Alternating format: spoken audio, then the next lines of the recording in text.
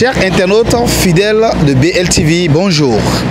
Récemment, une influenceuse gabonaise du nom de Tata Bertille a suscité la polémique en déclarant que tant que les Gabonais n'auront pas accès à tous les stands du marché Lambaréné, les étrangers, en l'occurrence les Béninois, ne devraient pas non plus y avoir droit, car eux, a-t-elle dit, sont chez eux.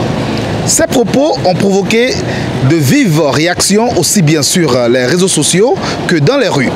Dans ce contexte tendu, nous avons donc tendu le micro aux citoyens pour recueillir leur point de vue sur cette déclaration controversée et pour savoir comment ils envisagent une coexistence pacifique entre Béninois et Gabonais.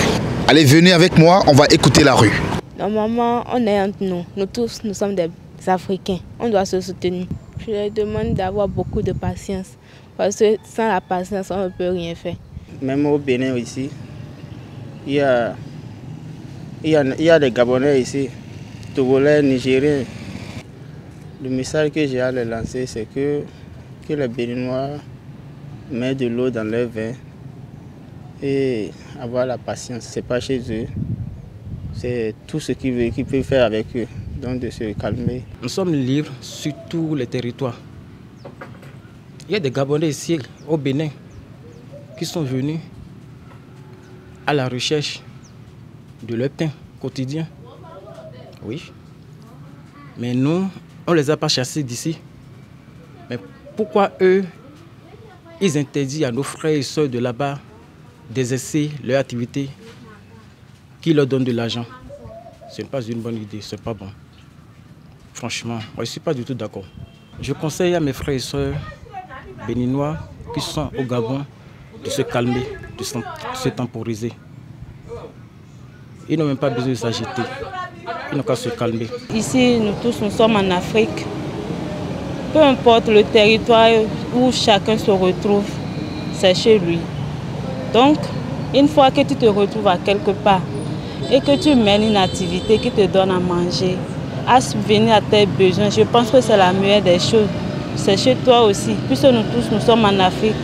Et il y a un lien là qui nous mélange nous tous. Nous sommes des Noirs. Donc pour ça, moi je pense que peu importe là où tu te retrouves, c'est chez toi. Béninois, Gabonais, nous sommes tous des frères et on doit s'aider, s'entraider, faire des échanges. C'est dans les échanges que nous parvenons à circuler sur les bonnes manières que nous avons.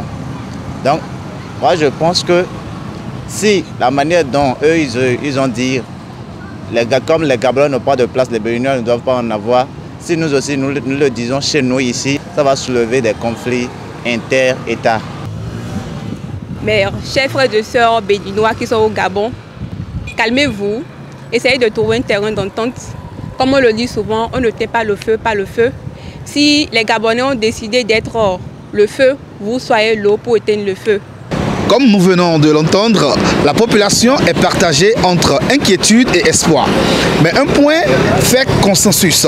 Le dialogue, le respect mutuel et la coopération sont indispensables pour construire une paix durable entre le Bénin et le Gabon. La paix commence par l'écoute et la compréhension. Et c'est précisément ce que les citoyens réclament aujourd'hui. Merci à vous d'être BLTV. Merci de vous abonner si vous n'êtes pas encore un abonné de notre chaîne. Cliquez sur la cloche de notification et restez toujours connecté BLTV pour avoir toutes les informations. À la prochaine.